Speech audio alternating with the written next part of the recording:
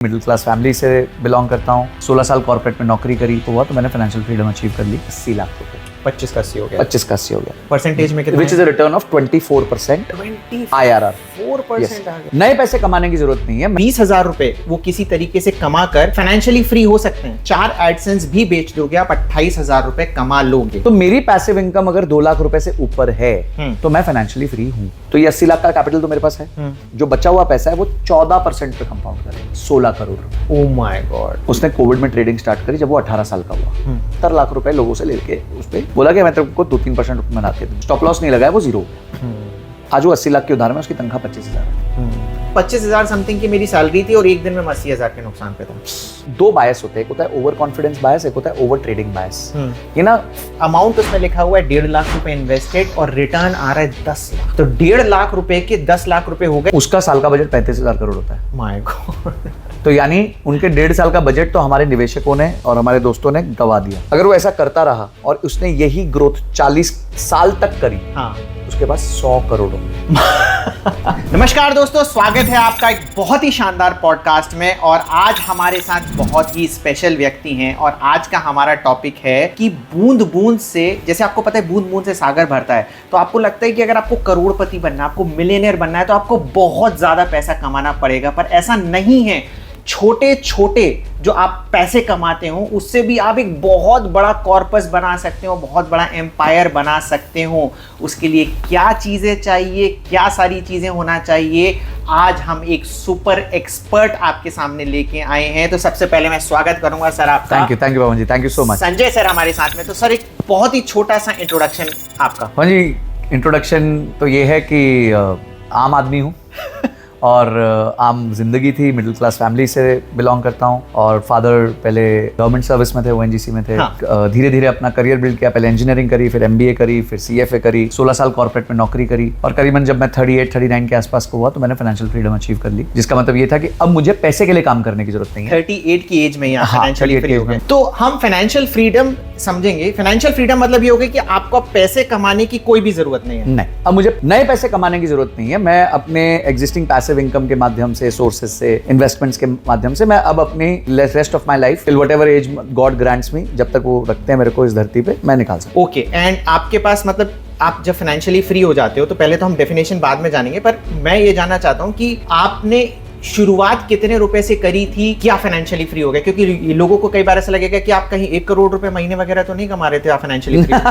नहीं, इतना नहीं कमा रहा था। शायद साल का जब मैं पीक आउट किया तो उसके आसपास था, बट करियर जब स्टार्ट किया था तो इतना कौन कमाता है इतना। आजकल के बच्चे फिर भी मैं सुन लेता हूँ कुछ हाँ, कमा लेते हैं। हाँ। बट देखिए, हम आज जिन लोगों से बात कर रहे हैं वो देश के टॉप 0.1-0.5-1% से नहीं कर रहे। हम एक देश के आम नागरिक से करते, जैसे मैं था। ठीक है। बट आपके पास आज वो नहीं हो अगर टॉप 0.1% में या टॉप 1% में, इसमें आपकी कोई गलती नहीं। पर आज के बाद अगर आप ऐसा कुछ नहीं करते जिससे आप वहां ना पहुंच सको, तब आपकी गलती मैं मानूंगा। मैं ये जानना चाह रहा था कि आपने स्टार्ट कितने से किया था? मेरी सैलरी जो थी, स्टार्ट की थी मैंने करीबन 5.5 लाख रुपए साल की सैलरी से स्टार्ट किया था। वैसे 7 लाख की टोटल सैलरी थी, बट 1.5 लाख इंसेंटिव्स थे, तो 5.5 लाख बेस सैलरी से स्टार्ट किया था after MBA at the age of 23.5। Okay, तो अगर है ना कोई बंदा है हमारा, जैसे अभी जो ऑडियंस है हमारी बहुत ही यंग है और बहुत सारे लोग इसमें से ऐसे हैं जो कि बहुत कम पैसा कमा रहे हैं या नहीं कमा पा रहे हैं, तो क्या 20,000 रुपए वो किसी तरीके से कमा कर फाइनेंशियली फ्री हो सकते हैं? बिल्कुल हो सकते हैं, आराम से हो सकते हैं। 20,000 से वो आराम से फाइनेंशियली फ्री हो सकते हैं। ओके, एंड 20,000 रुपए, जैसे बहुत सारे ऐसे हमारी जनता, जैसे मेरी ऑडियंस है ना, वो चाहती है कि मैं ना स्टार्ट ही ऐसे करूं कि 5 लाख रुपए महीने करूं। देखो 20,000 रुपए कमाना कंपैरेटिवली इतना टफ नहीं है। मैं अपनी ऑडियंस को, कि मेरी ऑडियंस समझ रही है तो उनको बता देता हूं कि आप सबको पता है कि एक एडसेंस अगर आप सेल करते हो, एडसेंस एक ब्लॉग होता है, उसमें अगर आप एडसेंस अप्रूव कराते हो, वो एडसेंस अप्रूव करा के आप 7,000 रुपए कमा सकते हो। अगर आप महीने में 4 एडसेंस भी बेच दोगे, आप 28,000 रुपए कमा लोगे जी, ठीक है ना।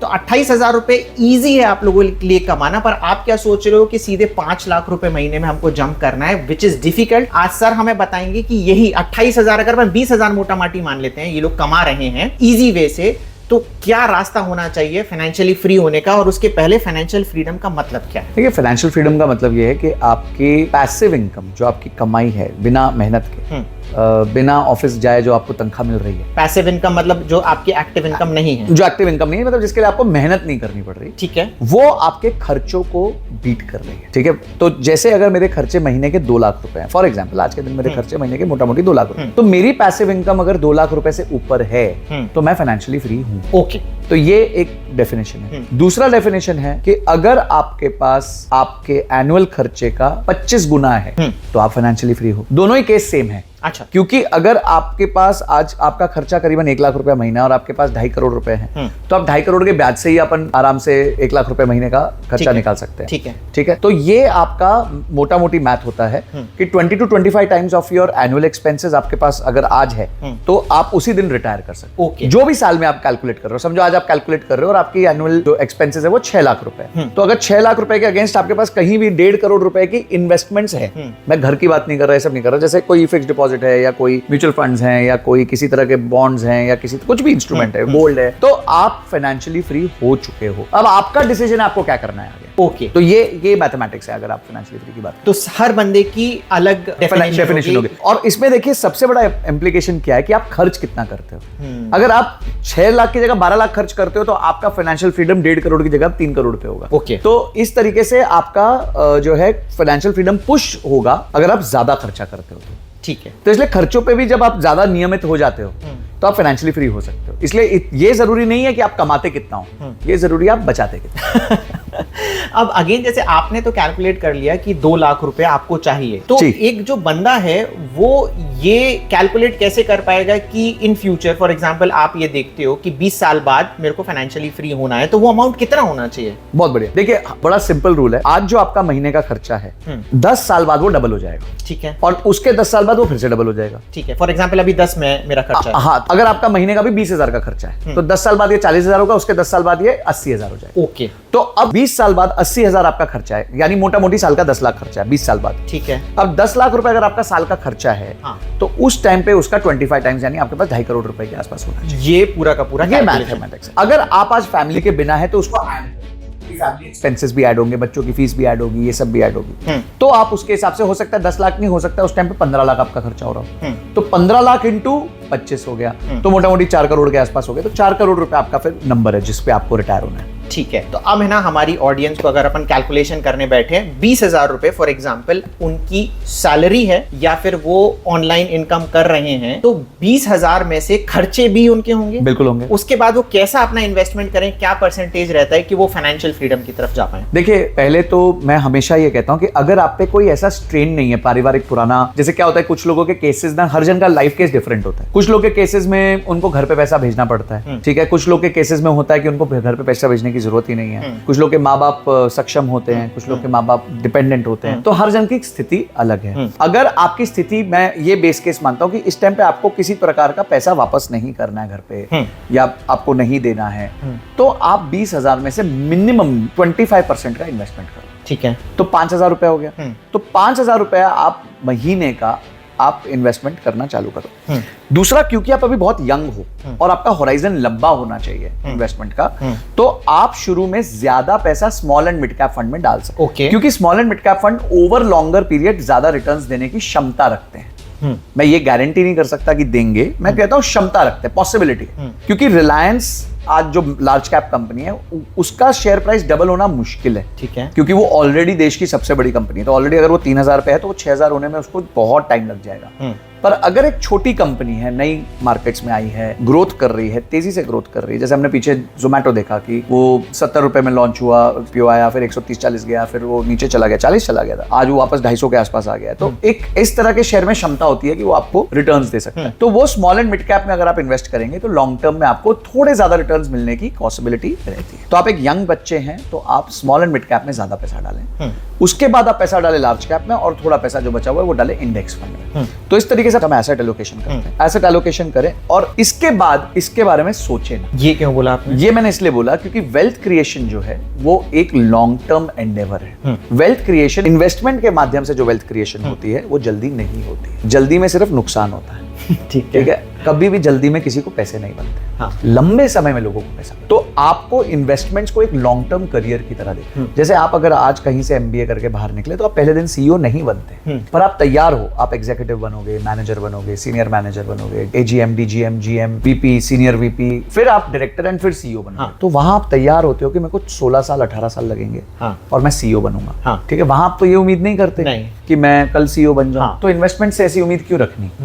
वहां भी आपको CEO बनाएगा इन्वेस्टमेंट। कुछ ऑप्शंस मिल जाते हैं ना हमें। ऑप्शंस नहीं मिलते, वो धोखा मिलता है। ठीक है, कि आपको ट्रेडिंग की बात कर रहे हैं हम। ट्रेडिंग को नहीं, कोई भी आके कुछ भी बोल सकता है। आजकल तो डब्बा trading, colour trading, crypto trading, futures and options, आपका पेनी स्टॉक्स, हर चीज है। देखिए, हर चीज रहेगी। और कुछ लोग जो पैसा या तो बना लेते हैं या वो दिखा सकते हैं कि वो बना लेते हैं, ऐसी स्टोरी चिपका देते हैं। वो अब आपकी प्रॉब्लम है, आप उसकी स्टोरी को मान लेते हो। क्योंकि हमारी ऑडियंस यूजुअली ये सोचती है कि 20,000 कमा रहे हैं ना, आप इन्वेस्टिंग की बात कर रहे हो, ठीक है, आप बोलोगे 20 साल इन्वेस्ट करो, 25 साल इन्वेस्ट करो, उनको तो कल पैसा बनाना है। हाँ, वो अभी तो ट्रेडिंग में हम या फिर कुछ गैम्बलिंग वगैरह कर लेते हैं, तो उसमें हम 1 साल हो सकता है नुकसान हो, 2 साल नुकसान हो, उसके बाद तो बन ही जाएगा। तो हम क्यों आपके हार्ड तरीके से इन्वेस्टिंग की तरफ जाएं? तो दोस्तों, 20,000 रुपए महीने आप कैसे कमा सकते हैं, मैं बीच में आपको बता रहा हूँ, सॉरी वीडियो को डिस्टर्ब करते हुए, कि जैसे मैंने बोला था कि एक एडसेंस को 7,000 रुपए में बेच सकते हैं। अभी एडसेंस क्या होती है, इसको समझने के लिए आपको एक ब्लॉग समझना पड़ेगा कि ब्लॉग क्या होती है। जब भी आप गूगल पे कोई भी चीज सर्च करते हैं तो जो रिजल्ट आते हैं उनको आप या तो वेबसाइट बोल सकते हैं या ब्लॉग बोल सकते हैं। ये मेरा एक सैंपल ब्लॉग है। यहाँ पर जब आप जाएंगे, किसी भी पेज में जाएंगे, तो आपको इस तरीके की गूगल की एड्स दिखती हैं। अब ये क्या चीज होती है, जब आप ब्लॉग बनाते हो तो आप अप्लाई करते हो गूगल में, और जब वो अप्रूव कर देते हैं तो हम कहते हैं कि एडसेंस अप्रूव हो गया है, और वहां पर एड्स होती हैं। इसी तरीके से वेबसाइट्स और ब्लॉग्स पैसे कमाते हैं। अब जब ये आपका अप्रूव हो जाता है, इसी को मैं बोल रहा हूं कि आप जब एक ब्लॉग बनाएंगे और एडसेंस अप्रूव करा लेते हैं, इसको आसानी से हो जाता है, कोई भी टफ चीज नहीं होती है। इसको जब आप बेचेंगे तो 7,000 रुपए में बिक जाता है। अब ये कैसे कर सकते हो आप? इसके लिए सबसे पहले आपको ब्लॉग बनाना पड़ेगा। ब्लॉग बनाना बहुत ही ज्यादा आसान है। आई बटन पे और डिस्क्रिप्शन में हम लिंक डाल देंगे फ्री ब्लॉगिंग कोर्स का, जहां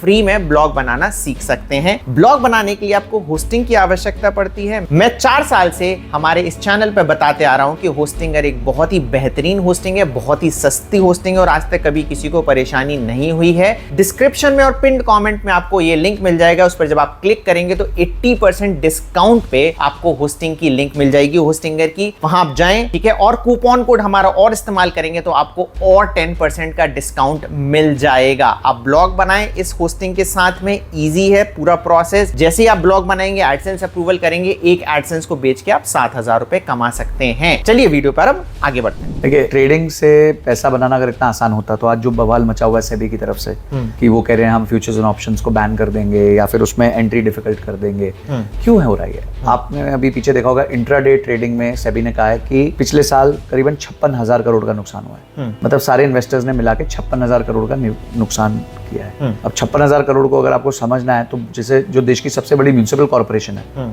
बॉम्बे म्युनिसिपल कॉर्पोरेशन, उसका साल का बजट 35,000 करोड़ होता है। My god. तो यानी उनके 1.5 साल का बजट तो हमारे निवेशकों ने और हमारे दोस्तों ने गवा दिया। हाँ। और उसमें से अधिकांश लोग यंग थे, 30 के नीचे के थे। अब मार्केट्स ये कहती है, सेबी ये कहती है कि कोई भी व्यक्ति जो एक्टिव ट्रेडिंग करता है, 100 में से 6 लोग पैसा बनाते हैं।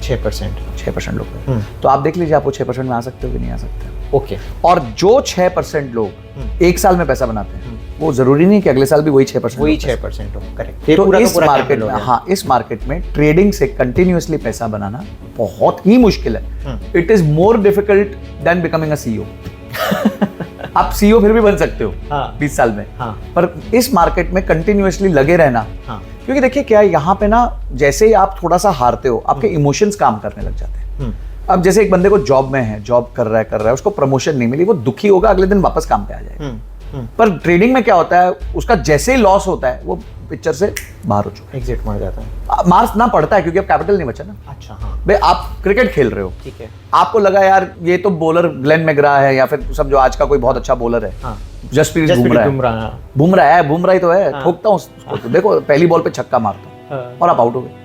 तो अब तो आपने पूरे जो 50 ओवर थे वो तो अब आप नहीं खेल सकते ना, क्योंकि आप तो पहली बॉल पे आउट हो गए, क्योंकि आप पहली बॉल पे छक्का मारना चाहते थे। पर यही अगर आप समझदार होते, आप बोलते यार मैं जसप्रीत बुमराह को पहले समझूंगा कैसे बॉल डाल रहा है, मैं अच्छे से बैटिंग करूंगा, मेरे को पिच पे बने रहना है, मैं पिच पे बना रहूंगा, तो मैं रन बना लूंगा, पिच पे ही नहीं रहूंगा तो रन कहां से बनेंगे?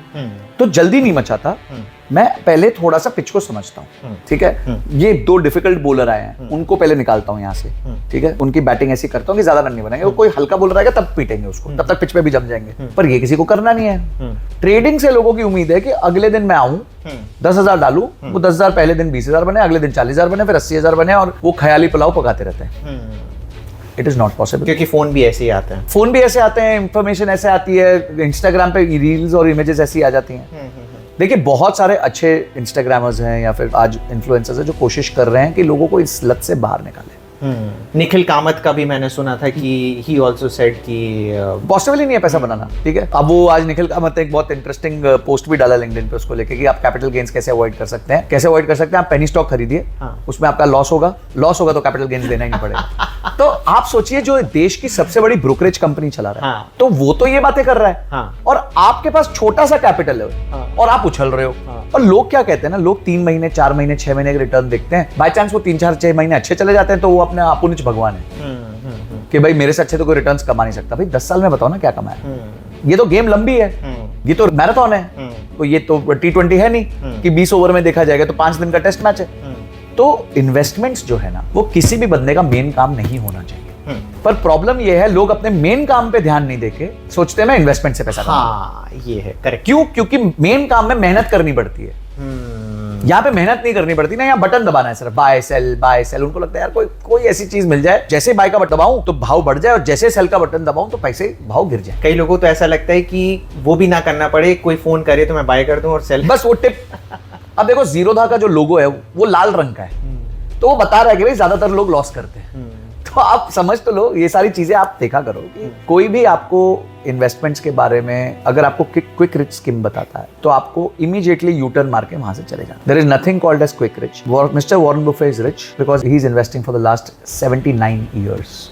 उनकी मेजर वेल्थ वो 60 साल के हुए हैं उसके बाद बनी, तब तक उनकी मेजर वेल्थ नहीं बनी थी। 60 साल के बाद, 60 साल के हुए उसके बाद बनी।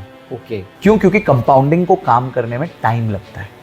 कंपाउंडिंग ओवरनाइट नहीं होती, कंपाउंडिंग टाइम लगता है। जैसे लायनल मेसी का मैंने एक स्टेटमेंट सुना, every overnight success is an effort of 16 to 17 years.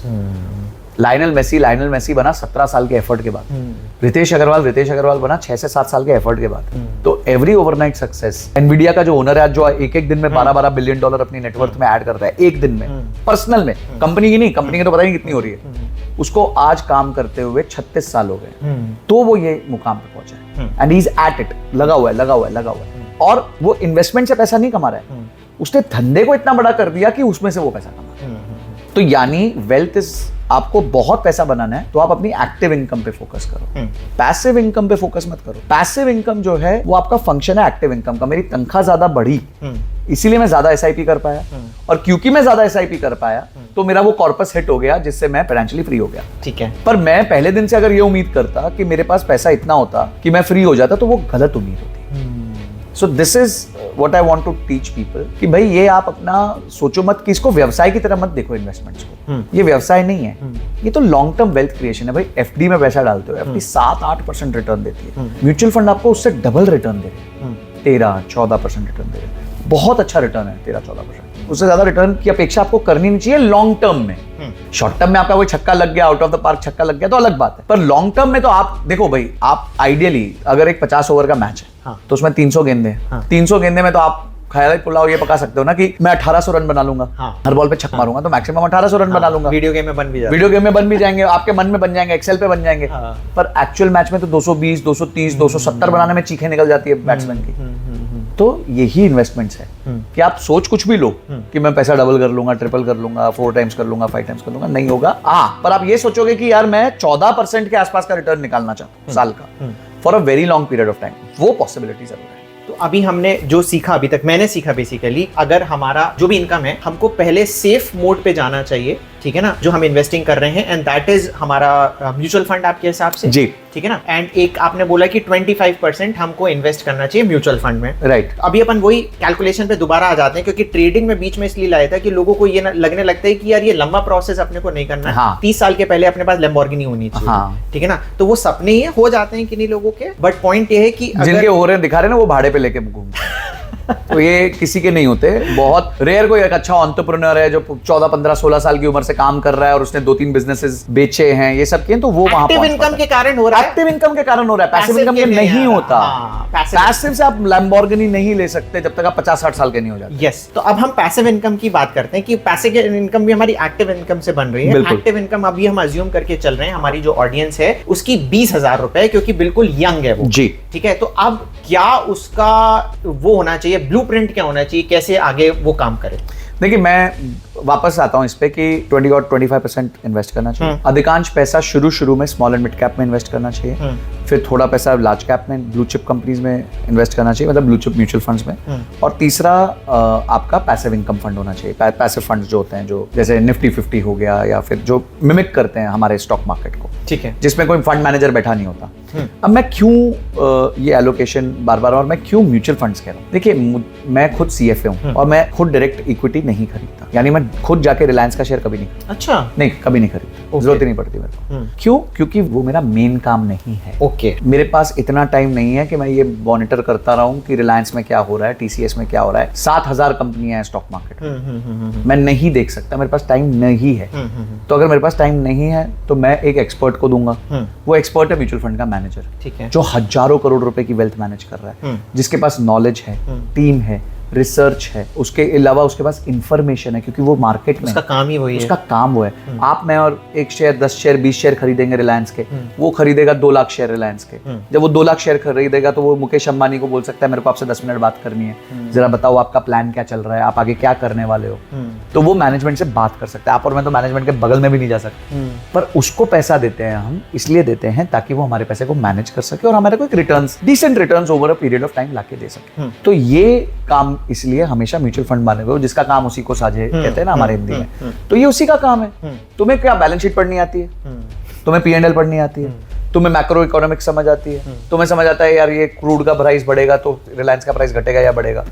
नहीं समझ आता ना, तो क्यों दिमाग लगा रहे हो? वहां दिमाग लगाओ ना। जैसे आपने कहा कि भाई महीने में 4 आप ब्लॉग्स फ्लिप कर दो एडसेंस लगा के, उस 4 को 6 करने की कोशिश करो ना। हाँ, उस 4 को 6 करो तो आपकी 28,000 की इनकम जो है वो 42,000 हो जाएगी। यस, वहां फोकस करो। हाँ, इनफैक्ट मैं तो कह रहा हूँ कि डेली एक भी कर सकते हो आप, तो पहुंचो वहां तक। हो सकता है पहले महीने नहीं कर पाओ, 1 साल बाद कर पाओ, पर पहुंचो तो सही। यस, तो आप जब डेली हो जाओगे तो आप 2 लाख रुपए कमा रहे होगे। 2 लाख, अब 2 लाख कमा रहे होगे तो बहुत अच्छी बात है। आपका इन्वेस्टमेंट अब वो तो 20% है इन्वेस्टमेंट या 25% है। हाँ। तो जो आप यहाँ 5,000 इन्वेस्ट कर रहे थे, हाँ, अब आप 50,000 इन्वेस्ट करोगे। हाँ। अब जब आप 50,000 इन्वेस्ट करोगे तो आपका पैसिव इनकम अपने आप बढ़ जाएगा। यस, तो passive income is a function of 3 things. Compound interest is a function of 3 things. उसका फॉर्मूला भी है, प्रिंसिपल, रिटर्न और टाइम।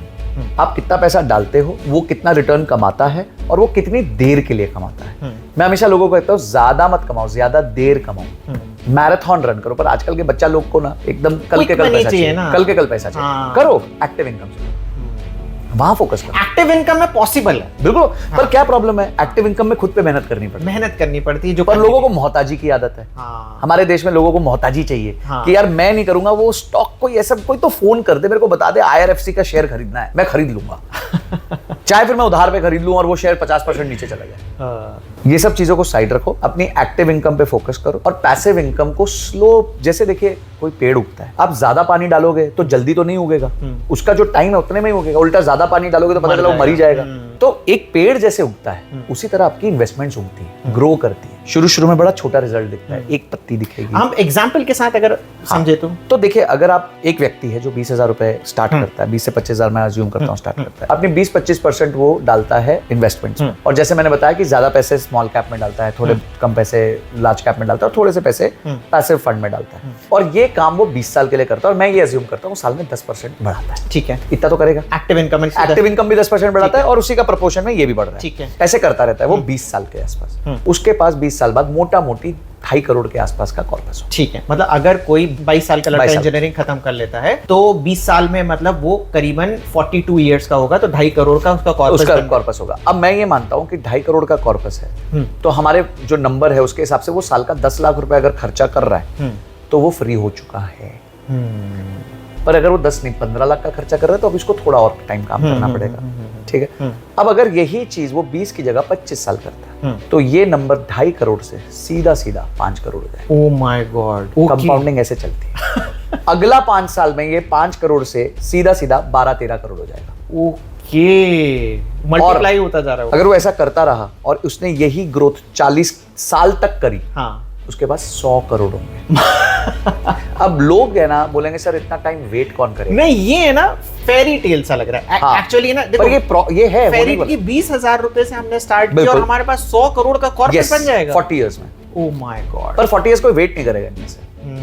और इसमें मैं ये अज्यूम कर रहा हूं कि आपने 5 लाख रुपए महीने जब आप पहुंच गए, उसके बाद आपकी ग्रोथ नहीं होगी। आप 5 लाख रुपए से ऊपर महीना कमाओगे नहीं, कमा नहीं पा रहे, कमा ही नहीं पाओगे, कभी नहीं कमा पाओगे। ठीक है, ये मेरी अजम्पशन है। ठीक है। उसके बावजूद आप 100 करोड़ रुपए पे होगे 40 साल बाद। मैं आपको एक्सेल के साथ प्रूव करके बता सकता हूँ। ठीक है, अगर आपको एक पूरा एक्सेल के साथ चाहिए कि किस तरीके से कैलकुलेशन काम करेगा तो आप कमेंट करें एक्सेल, हम एक्सेल बना के देने की आपको पूरी कोशिश करेंगे। बिल्कुल। ठीक है। अब ये जो आप बोल रहे हो ये प्रैक्टिकली मतलब पॉसिबल है, क्योंकि आप नंबर्स में तो दिख रहा है प्रैक्टिकली पॉसिबल है, तो लोग कर क्यों नहीं पा रहे? क्योंकि 100 करोड़ आप समझ रहे हो कितना बड़ा अमाउंट है। आपने ना बिल गेट्स वाला क्वेश्चन पूछा है। एक बार बिल गेट्स और वॉरेन बफे बैठे थे ऐसे ही, जैसा अपन बैठे इस टाइम पे। तो हम दोनों वही हैं। अच्छा, आप हो भी टेक वाले और मैं भी हूँ इन्वेस्टमेंट वाला, तो थोड़ा बहुत पर ठीक है, वो लोग तो बहुत ही बड़े लोग यही होने वाले हैं। तो क्या हुआ, बिल गेट्स ने वॉरेन बफे से पूछा कि तुम अमीर कैसे हुए? वॉरेन बफे ने बोला मैंने अच्छी कंपनीज पकड़ी, उनमें लगातार इन्वेस्ट किया, लंबे समय तक इन्वेस्ट किया, मैं अमीर बन गया। तो ये तो बहुत ही सिंपल है। तो तुम अमीर बन गए, बाकी क्यों नहीं बन पा रहे? तो बोलते बाकी इसलिए नहीं बन पा रहे क्योंकि उनको ओवरनाइट अमीर बन गए और मेरे पास पेशेंस था। इसलिए वॉरेन बफे का एक स्टेटमेंट है, वो कहते हैं market is a place to transfer wealth from the impatient to the patient. अगर आपके पास पेशेंस नहीं है आप पैसा हार जाओगे, और जिसके पास पेशेंस है वो पैसा लेके आपसे चला जाएगा। मैं तो कहता हूं, जब लोग आते हैं ना बोलते हैं यार ये नया ऑप्शन बायर है, मैं आओ तुम्हारे पैसे मैं ही लेके जाने वाला हूं।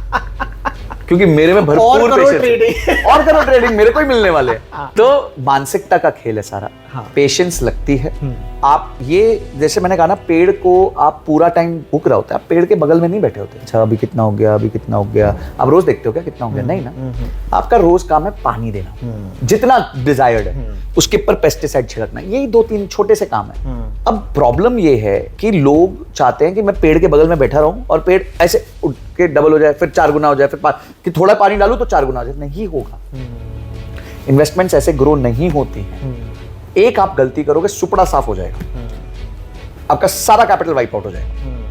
और मैं आपको एक मजेदार बात बताता हूँ, एक 100 रुपए का शेयर आपने लिया, वो 50 हुआ तो कितने % गिरा? 50%। अब उस 50 को वापस 100 होना है तो कितने % बढ़ना है? 100%। बस। यानी कि गिरना आसान है, उठाना बहुत मुश्किल है। तो यहाँ पे ये हमारा काम नहीं है। दुनिया के टॉप आप लोगों की बुक्स पढ़ोगे, आप टोनी रॉबिन्स की बुक पढ़ो, तो वो कहता है पैसिव फंड में पैसा डालो। वॉरेन बफे कहता है मैं मर जाऊंगा, मेरा सारा पैसा पैसिव फंड में डाल देना। क्योंकि पैसिव फंड मतलब वही जो इंडेक्स फंड, जो इंडेक्स फंड है, क्योंकि वो इंडेक्स फंड चलता रहता है, उधर करेक्शंस होती रहती है। नई तरह की कंपनीज आती हैं तो वो नई वाली कंपनीज पुरानी कंपनीज को रिप्लेस कर देती हैं, तो वो ऑटो एडजस्टिंग इन नेचर है। तो जब आपका दुनिया का सबसे बड़ा इन्वेस्टर ये बातें कर रहा है तो आप और मैं कुछ भी नहीं है। 1% ऊपर नीचे के चक्कर में हाँ, वो डिसिप्लिन खो देते हैं। और एक 2 बायस होते हैं, एक होता है ओवर कॉन्फिडेंस बायस, एक होता है ओवर ट्रेडिंग बायस। ये ना इन्वेस्टिंग साइकोलॉजी का पार्ट है। ये दोनों बायसेस में ये माना गया है, ये रिसर्च की गई, दोनों बायसेस यानी जो ओवर ट्रेड करता है और जो ओवर कॉन्फिडेंस में रहता है, अपनी भगवान है, वो 3 से 4% कम रिटर्न कमाता है। मेरा भाई है, रियल ब्रदर, इन्वेस्टमेंट्स का उसको आई नहीं समझ आता, उसको पता ही नहीं क्या है। वो पिछले 6-7 साल से म्यूचुअल फंड्स में इन्वेस्ट करता है। उसकी 75,000 जब तनख्वाह हुई तो वो 40,000 म्यूचुअल फंड्स में डालता था। ठीक है, उसकी सिचुएशन यूनिक थी, घर में उसके खर्चे वर्चे थोड़े कम थे। आज उसका म्यूचुअल फंड कॉर्पस करीबन 28-29 लाख। आज जब वो देखता है ना तो उसको कॉन्फिडेंस आता है यार कि अब मैं काम नहीं करूंगा तो भी शायद मैं निकाल लूंगा।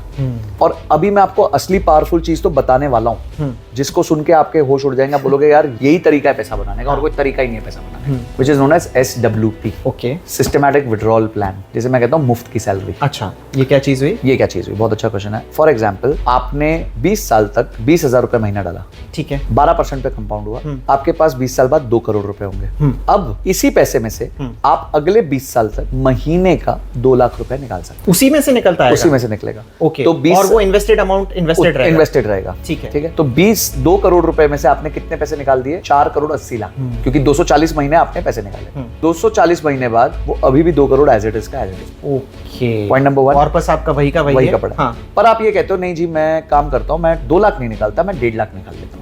2 लाख नहीं निकालता, 1.5 लाख निकालता हूँ, 2 की आवश्यकता नहीं। ठीक है। तो आपने निकाला 3 करोड़ 60 लाख 240 महीने में। अब एनी गेसेस आपके पास वहां पे उस टाइम के बाद कितना बचा होगा? कितने टाइम पे? 20 साल बाद। No idea. 7 crore rupees. My god. तो आपके पास 2 करोड़ था, हाँ। आपने 3 करोड़ 60 लाख निकाल लिया उसमें से, हाँ। और अभी भी आपके पास 7 करोड़ तो अभी आपने जब स्टार्ट किया था तो 20,000 पर मंथ इन्वेस्ट कर रहा था वो। बस। ओके, ठीक है। अब इसने इस पेड़ को कुछ नहीं किया, सिर्फ एक पर्टिकुलर डे पे पानी दिया, विच इज SIP। मैं आपको अपनी एक कहानी सुनाता हूँ कंपाउंडिंग कैसे मैं काम इसमें करता एक एग्जांपल अपना भी दे रहा हूँ, क्योंकि जी। अभी है ना हम इस टॉपिक से रिलेटेड वीडियो बना रहे थे, तो मैं अपने भाई से डिस्कस करता रहता हूँ। तो उसने स्क्रीनशॉट भेजा, मैं लगा दूंगा स्क्रीनशॉट। जब उसने ज्वाइन किया था, वो भी TCS में ही ज्वाइन हुआ था, ठीक है, मेरे से 2 साल बाद, और उसने SIP करी होगी। तो मुझे जो स्क्रीनशॉट याद आ रहा है, अमाउंट उसमें लिखा हुआ है 1.5 लाख रुपए इन्वेस्टेड और रिटर्न आ रहा है 10 लाख। तो 1.5 लाख रुपए के 10 लाख रुपए हो गए। अच्छा, और उसका कितना SIP कट रहा था? 1,500 SIP कट रहा था। अब वो अभी भी कट रहा है कि नहीं कट रहा है वो मैं डिटेल में उससे बात करूंगा, पर 1.5 लाख रुपए उसकी SIP टोटल अमाउंट गई और रिटर्न आ गया 10 लाख, 16% का रिटर्न सालाना। मैं आपको ऐसी स्टोरी अपनी सुनाता हूँ। 2016 सितंबर से मैंने एक फंड में पैसा डालना चालू किया, 30,000 रुपीज अ मंथ। 2020 मार्च तक मेरा रिटर्न्स था 0। 2000 कब में चालू किया आपने? 16 सितंबर। ठीक है, 4 साल में 0। 3.5 साल में 0। हाँ। No returns. हाँ। एवरेज आउट हो रहा है, जितने का एवरेज प्राइस था उतने का ही मार्केट में प्राइस चल रहा है। ओके, और यहीं पे ही लोग पेशेंस लूज यहाँ पे करते खत्म हो गया पेशेंस। हैं। अच्छा। अभी पेशेंस टेस्ट होगा, अभी तो पेशेंस खत्म नहीं हुआ। हाँ। अभी पेशेंस टेस्ट होगा। फिर आ गया मार्च 2020, कोरोना। हाँ। 25% डाउन। ओके। पेशेंस टेस्ट होगा। तो यहाँ पे तो आदमी खो जाता है पेशेंस। हाँ। पर हमारे को क्या होता है, इस टाइम पे जब आप अपने गुरु की बात सुन लो ना, तो आप बच जाते हो। हमारे गुरु हैं श्री वॉरेन बुफे जी। तो उन्होंने कहा कि when others are greedy you should be fearful, when others are fearful you should be greedy. तो हम चुपचाप बैठ गए, हमने बोला कुछ करने की जरूरत नहीं, बैठे रहो। हाँ। उसके बाद बुल रन चालू हो गई। ठीक है सर। हाँ। बुल रन चली, हमारा तो SIP नीचे भी जा रहा था, ऊपर भी जा रहा था, हर टाइम जा रहा था। आज मैं आपको उसकी स्थिति बताता हूँ फंड की। आज हम बैठे हैं जुलाई अगस्त 2024, यानी करीबन 8 साल हो चुके हैं। 30,000 की कंसिस्टेंट SIP चल रही है, कोई छिड़कागा नहीं। कभी नहीं छेड़ा। ठीक है। तो मोटा मोटी मैंने जो पैसा डाला है वो डाला है करीबन 25-26 लाख रुपए। ठीक है। जो पिछले म्यूचुअल फंड में जो मेरा निवेश हुआ है। और आज उस म्यूचुअल फंड की वैल्यू है 80 लाख रुपए। 25 का 80 हो गया। 25 का 80 हो गया। परसेंटेज में कितना? Which is a return of 24% IRR. 4% आ गया। Which is a fund which didn't generate anything for the first 3.5 years, went down by 25% for the next 2-3 months, is now giving me 24% returns per annum. यही actually ना, इतना patience लाई कैसे? जब आपको knowledge होती है, conviction होती है ना, आपका पेशेंस आ जाता है। या तो belief. Knowledge and conviction. Belief कैसे आएगा? जब आपके पास नॉलेज हो। तो इसलिए फाइनेंशियल नॉलेज लेना बहुत जरूरी है। मेरे को फाइनेंशियल नॉलेज थी, इसलिए मैं चुप बैठा रहा, मैं नहीं हिला ये सब चीजों से। तो मैंने देखा 3.5 साल 0 रिटर्न्स, उसके बाद -25%, and today I am sitting on 3 times the value of money I have invested. 25% is insane. अब आगे की कथा बताता हूं। अब मैं आज सोचता हूं कि इसमें मैं पैसा नहीं डालूंगा। ठीक है। फर्दर नहीं डालूंगा, बंद करते हैं दुकान। हो गया, बॉन्ड डाल दिया। तो ये 80 लाख का कैपिटल तो मेरे पास है। इस 80 लाख रुपए में से समझिए मैं कहता हूं कि मैं महीने का 60,000 विड्रॉ करना चाहता हूं। ठीक है, SWP के साथ। SWP के हिसाब से फॉर द नेक्स्ट 30 इयर्स। ठीक है। और 24 छोड़ो, जो बचा हुआ पैसा है वो 14% पे कंपाउंड करेगा। ठीक है। 24 तो कर रहा है, पर मैं नहीं मानता 24 ठीक है। मैं कहता हूँ 14 करेगा, गिवन 30 इयर्स का होराइजन है। ठीक है। तो 30 इयर्स में मैं उस फंड में से 2 करोड़ 16 लाख रुपए विड्रॉ करूंगा। सुना, अभी खत्म नहीं हुआ। और 30 इयर्स के बाद पानी पी लूं पहले। और 30 इयर्स के बाद उस फंड की वैल्यू होगी 16 करोड़ रुपए। Oh my god. तो 2 करोड़ 16 लाख निकालूंगा। और 16 करोड़ की वैल्यू का फंड उस दिन भी 30 साल के बाद भी रखा होगा। तो बताओ मैं किस बात की चिंता करूं? मुझे क्यों उछल कूद करनी है? मुझे क्यों ऑप्शन बाय करना है? मुझे क्यों क्रिप्टो करना है? मुझे क्यों पेनी स्टॉक्स करना है, जब मेरे लिए कितना अच्छा फंड मैनेजर बैठ के काम कर रहा है? बस मुझे वेट आउट करना है। अगर आपका काम है एक्टिव इनकम में तो आप करो, पर वही है कि पैसिव इनकम में ये सारी चीजें। आप देखो, मैं आपके साथ बैठा हूं अभी, मेरे को तो कोई परवाह नहीं है पीछे स्टॉक्स क्या चल रहे हैं क्या नहीं चल रहे। How would I care? मैंने अपने म्यूचुअल फंड को एक दिन में 10-10, 20-20 लाख भी नीचे जाते देखा और 10-10, 20-20 लाख ऊपर जाते भी देखा। इतना रेजिलियंस बिल्ड हो गया। मॉनिटर करते हो क्या? मॉनिटर नहीं करते, पर क्योंकि आपके पास ऐप्स है तो आप देख ही सकते हो। ठीक है। पर मेरा वो नहीं है कि 20 लाख नीचे गया तो मैं हाय तौबा करने लग जाता हूँ। मुझे पता है गया नीचे ऊपर आ जाएगा, ऊपर जाएगा, मुझे पता है कभी नीचे भी आएगा। तो मेरी तो आप देखिए क्या है, कोई भी रिश्ता लंबा चलता है जब आप उससे अपेक्षा कम रखते हैं। अगर आपका रिलेशनशिप आपकी वाइफ के साथ, अगर आप उनसे एक्सपेक्टेशन कम रखेंगे तो जो भी वो आपके लिए करेंगे आपको एक बोनस लगेगा। और same with her to you and any relation, not husband wife, friendship, job, brother sister relationship, brother relation, any relationship, अपेक्षा कम होनी चाहिए। तो जब आप अपेक्षा कम रखेंगे तो आपको बहुत खुशी होगी। इसलिए जब आप अपेक्षा रखेंगे 40% 50% साल की तो बहुत दुख होगा, और अगर आप 12-14% की अपेक्षा रखेंगे तो आपको बहुत प्रसन्नता मिलेगी। एक्चुअली दो प्रॉब्लम है इसमें, एक तो नंबर छोटा लग रहा है 12%, ठीक है ना, और दूसरा ये लग रहा है कि ओवरनाइट मनी नहीं मिल रहा। आप जैसे नंबर बता रहे हो ना कि 20 साल बाद मिलेगा, इतना पेशेंस आज के यूथ में नहीं है। वही आपने जो बोला था कि पेशेंस से ही पैसा बन रहा है। देखिए वो तो मैं बता दिया ना, this place is a place to transfer wealth from impatient to patient. आप मत रखो पेशेंस, कोई नहीं, कुछ दिन बाद जाके मेरे को आपका ईमेल आएगा, मेरे को पता है, sir I listen to you and I didn't still follow your this, I lost 20 lakhs। मैं कितने ईमेल्स देखता हूँ, किसी ने करोड़ रुपया हार गया, कोई 70 लाख हार गया, कोई 20 लाख हार गया। अब आप सोचो जो आदमी -20 चला गया, अब आप रेस में पीछे चले गए। One wrong financial decision can set you back by 20 years of your life. मेरे साथ एक लड़के को जानता हूँ, उसने कोविड में ट्रेडिंग स्टार्ट करी जब वो 18 साल का हुआ। तो कोविड में तो सारे भगवान बन गए थे, फिर stocks were going up just after Covid. तो उसने कुछ महीने का 7-8% रिटर्न बनाना चालू किया। तो एक आदमी 1 महीना 7-8% रिटर्न बनाना था, वो तो बस अपने आप को भगवान से कम समझता ही नहीं है। फिर वो दोस्तों को भेजता है स्क्रीनशॉट, तो उस बोलते हैं मेरा भी पैसा ले ले, मेरे को भी लगा तो मेरे को भी लगा। अब उसने क्या दुनिया जहान का पैसा ले लिया, 18 की उम्र में 70 लाख रुपए लोगों से लेके उस पे बोला कि मैं तेरे को 2-3% बना के दूं। अब धीरे धीरे रिटर्न्स नहीं बन रहे थे क्योंकि मार्केट स्लो गई, क्योंकि एक बार तेजी पकड़ी फिर वो धीरे धीरे चल रही थी। तो किसी ने उसको बोला तो आप FNO कर ले, फ्यूचर्स एंड ऑप्शंस कर ले, बिकॉज ऑप्शंस में तो एक ऑप्शन 10 का 30 हो जाता है एक दिन में। ठीक है, बोला ठीक है, ये तो बहुत जबरदस्त चीज है। तो उसने सारा 70-80 लाख का ऑप्शंस खरीदा, स्टॉप लॉस नहीं लगाया, वो 0 हो गया। आज वो 80 लाख के उधार में, उसकी तनख्वाह 25,000 है। यानी अगले 25-30 साल तक वो सिर्फ उधार चुकाता रहेगा, उसकी पूरी जवानी खत्म हो गई। ये करना है या चुपचाप अपने पैसे से SIP करता तो 50 की उम्र में एटलीस्ट उसके पास 10 करोड़ होते हैं। ये पॉडकास्ट बहुत बड़ा हो जाएगा, नहीं तो मैं अपना पर्सनल केस बताता। मेरे साथ भी छोटा हुआ है पर ऐसा एक नुकसान हुआ है। ओके देखिए, मैं नुकसान को इस तरह कहता हूँ, नुकसान उतना करो जितना झेल सको। हाँ, बस इतना करो। अगर आपकी कैपिटल का 5%, आज मैं भी ट्रेडिंग करता हूँ, बहुत बड़े क्वांटम से करता हूँ, पर वो बड़ा क्वांटम मेरे लिए कोई बड़ा नहीं है, बिकॉज वो मेरे टोटल वेल्थ का एक छोटा सा प्रपोर्शन। हम ऑफलाइन जब बात कर रहे थे सर के साथ, मैंने बहुत सारे केसेस सुनाए थे ना कि क्योंकि मैंने बहुत बड़ी गलती करी। मैंने अपने सारे इन्वेस्टमेंट सर को बताया था कि सिर्फ FDs में करी है ना, और बाद में जब अब मैं ये देख रहा हूँ, मुझे कंपाउंडिंग समझ में आया। एक्चुअली ना कंपाउंडिंग ना 15-20 साल बाद ही समझ में आता है। बिल्कुल सही कह रहे हो, बस यही है। मैंने कहा ना, वॉरेन बफे ने मेजॉरिटी वेल्थ 60 के बाद बनाई है। हाँ, तो वो 15-20 साल बाद जब मुझे समझ में आ रहा है तो मुझे लगा है कि यार मैंने वेल्थ बना ली है, बट वो कंपैरेटिवली इज लेस। हाँ, ठीक है। तो उसी में से एक केस है, मैं जब आपको ऑफलाइन सुनाऊंगा, मतलब मोटा मोटी मैं बता दूं कि 25,000 समथिंग की मेरी सैलरी थी और एक दिन में 80,000 के नुकसान पे था। ये होता है जब आप कोई ना कोई ऑप्शन। तो मेरा विश्वास उठ गया, मेरा ऐसा विश्वास उठा कि मैं अब सोच रहा हूँ इन्वेस्टमेंट। देखो अगेन वॉरेन बफे का इस पे स्टेटमेंट है कि there are 2 rules of investment. Rule number 1, don't lose money.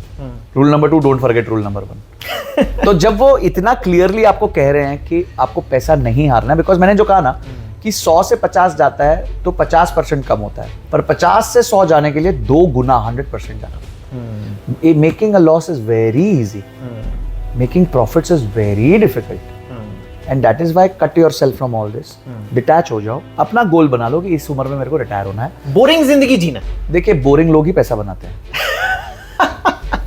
पैसा जो उछलते कूदते रहते हैं ना, वो पैसा नहीं बना पाते, वो उछलते कूदते रह जाते हैं। हाँ, पैसा वो बनाते हैं जो शांत होता है। ये रॉकफेलर का स्टेटमेंट था, one who is busy all the time has no time to make money. तो आप अगर सिर्फ उछलते कूदते रहोगे कि मैं सुबह, सर मैं आपको पता है क्या होता है, मैं सुबह वाला उठता हूँ तो मैं पहले जापान की मार्केट में ट्रेड करता हूँ, फिर मैं उसकी मार्केट में, इंडिया की मार्केट में करता हूँ, फिर मैं यूरोप की मार्केट में करता हूँ, फिर मैं अमेरिका की मार्केट में करता हूँ। रिटर्न्स कितने कमाते हो? सर FD को भी बीट नहीं कर पा रहा।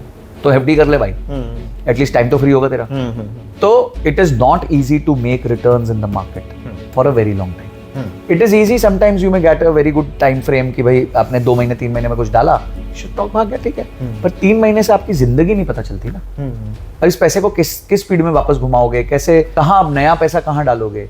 इसीलिए लॉन्ग टर्म की इन्वेस्टमेंट्स करो। मैं आपको बताता हूँ, एक दिन मैंने एक एनालिसिस करी कि HUL में अगर किसी ने जिस दिन से HUL आया उस दिन सिर्फ 1000 रुपए निवेश किए होते पर मंथ। आज HUL को आए हुए 30-35 साल हो गए, तो अभी मैं डिविडेंड्स नहीं गिन रहा। अगर सिर्फ 1000 रुपए महीना इन्वेस्ट किया होता तो आज वो पैसा करीबन 3.5 करोड़ रुपए होता 30-35 साल। My God. अभी मैंने डिविडेंड्स नहीं गिना।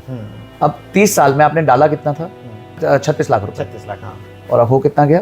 3.5 करोड़। 10x हो गया। करना कुछ दिमाग लगाया आपने? नहीं।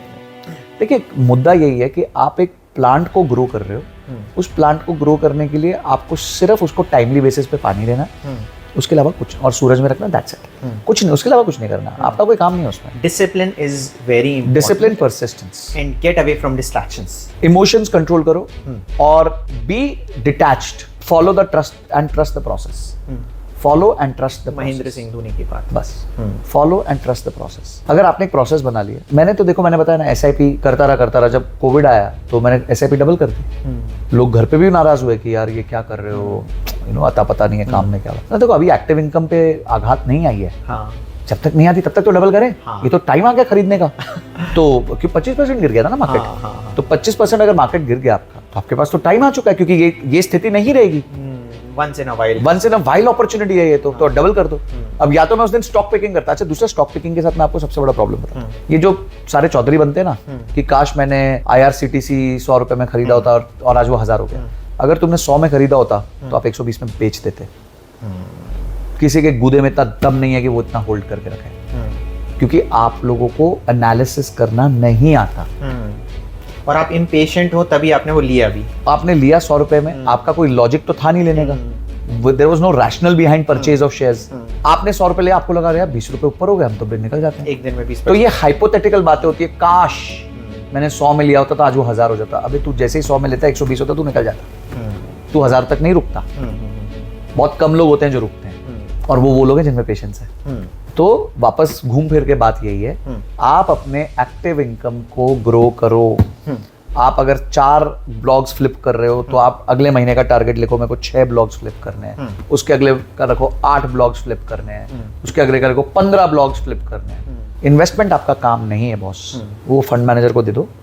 SIP करो, मस्त रहो, स्वस्थ रहो, ओवर टाइम आप अपने आप पैसा बना लोगे। तो मुद्दे की बात आप समझ गए कि पैसा अगर आपको बड़ा बनाना है तो ऐसा नहीं है कि शुरू में ही बहुत ज्यादा पैसे कमाने की आपको आवश्यकता है। जैसा हमने बताया कि 20,000 रुपए से भी आप बहुत मोटा कॉर्पस बना सकते हो। एक्सेल शीट आपको मिल जाएगी। हम बातों में नहीं कर रहे हैं, आप एक्सेल शीट से भी कैलकुलेट करके निकाल सकते हो, क्योंकि मैथ झूठ नहीं बोलता। बिल्कुल सही है ना, नंबर डेटा झूठ नहीं बोलता। हम झूठ बोल सकते हैं, मैथ झूठ नहीं बोल सकता है। और जो हमने नंबर्स बताए हैं वो हिस्टोरिकली प्रूवन नंबर्स हैं, तो आप वो करें। डिसिप्लिन रहना सबसे डिफिकल्ट है, ठीक है। और जैसे सर डिसिप्लिन है, मैं नहीं था। मैंने जब जॉब किया था, मैंने अपना परफेक्ट खुद का एग्जांपल बताया कि एक दिन में मेरा 80,000 रुपए का नुकसान हुआ था, इसीलिए मेरा बिलीफ सिस्टम चला गया था, क्योंकि मेरे को एक फटाक से पैसे कमाने थे, ठीक है ना। तो ये अपने अंदर से जब आप हटा दोगे और बिलीफ रखोगे इस सिस्टम में, तो पैसे आपके बन जाएंगे, है ना। और यहाँ पे पॉडकास्ट हम सर यहाँ पर एंड करते हैं। एंड बाकी लोगों से रिक्वेस्ट करते हैं कि कोई भी अगर आपके अंदर क्वेश्चन है, सर हैं, मैं भी हूं, आप कमेंट में हमसे सवाल पूछ सकते हैं। और आपको अगर फिर से चाहिए कि सर फिर से आए, मतलब मैं तो ऑफलाइन बात कर रहा था, मैं शॉक्ड था, ठीक है, और ऑनलाइन भी बात, कभी अब रिकॉर्ड करते समय भी मैंने लगा ये क्या बात बोल दी है। तो यही magic of numbers and compounding का पावर है। जी। तो thank you very much sir. Thank you. और and one last message to everyone would be कि बार बार मैं इस बात को बोलता रहता हूँ, हमेशा बोलता हूँ, हर पॉडकास्ट में बोलता हूँ कि creation of wealth takes time, ठीक है, और वो टाइम आपको उसको देना ही पड़ेगा। पौधा बड़ा होगा, आपको जीवन भर फल कमा के देगा, आपको नहीं, आपकी पुश्तों को कमा के देगा। थोड़ा समय देगा। Don't try to make overnight gains. It is not possible. बस। Thank you very much sir। और मैं भी अब अपना पूरा इन्वेस्टमेंट इन्हीं के थ्रू ही करवाने वाला हूँ। मैंने बिना सोचे समझे अभी मैं शेयर मार्केट में घुस गया हूँ, पर पूरा सर अब मेरे पास एक्सपर्ट हैं, तो हम पूरा स्ट्रैटेजी करके भी इन्वेस्टमेंट करेंगे और आप लोगों के साथ वो सारी चीजें शेयर भी करेंगे। तो once again thank you very much sir. और आप लोगों को अगर वीडियो अच्छा लगा है यार, लाइक में कंजूसी मत करना, ठीक है ना। वीडियो लाइक कर दो, और आपको लगता है कि आपकी किसी दोस्तों को भी शेयर करना है तो कर दो, क्योंकि छोटे पैसे से भी बड़ा पैसा बन जाता है, समय उसको दोगे। तो चलिए, thank you very much. Thank you.